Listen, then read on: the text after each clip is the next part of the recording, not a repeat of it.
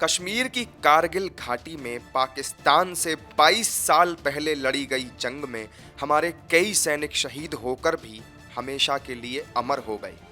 फिर चाहे वो परमवीर चक्र विजेता कैप्टन मनोज पांडे हों या अद्भुत शौर्य का प्रदर्शन करने वाले कैप्टन विक्रम बत्रा। देश के इन्हीं सपूतों में से एक थे शहीद कैप्टन शशिकांत शर्मा। कैप्टन शशिकांत शर्मा नोएडा के रहने वाले थे।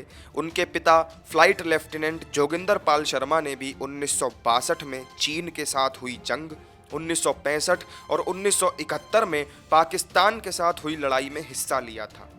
यानी कि एक फौजी वाला साहस और शौर्य शशिकांत शर्मा को विरासत में मिला था।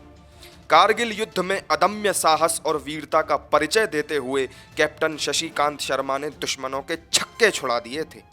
ट्रेनिंग के बाद शशिकांत अमृतसर बॉर्डर चले गए थे।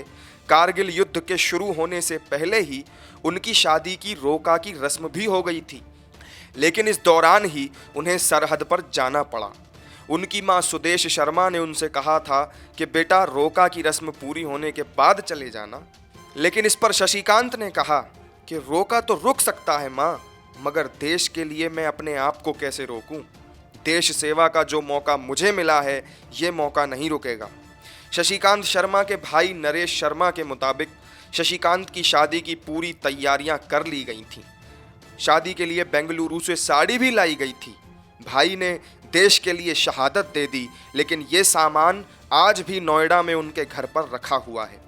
जब कारगिल युद्ध चल रहा था उस दौरान कैप्टन शशिकांत शर्मा ने अपनी मां से फ़ोन पर बात करते हुए कहा था कि मां, अगर मैं वापस आ गया तो तुम्हारा, नहीं तो इस देश का बेटा कहलाऊंगा। उनके इन शब्दों को याद कर बूढ़ी माँ की आंखें आज भी आंसुओं से भर जाती हैं, लेकिन साथ ही इस बात का गौरव भी है कि उनका बेटा देश के लिए कुर्बान हुआ।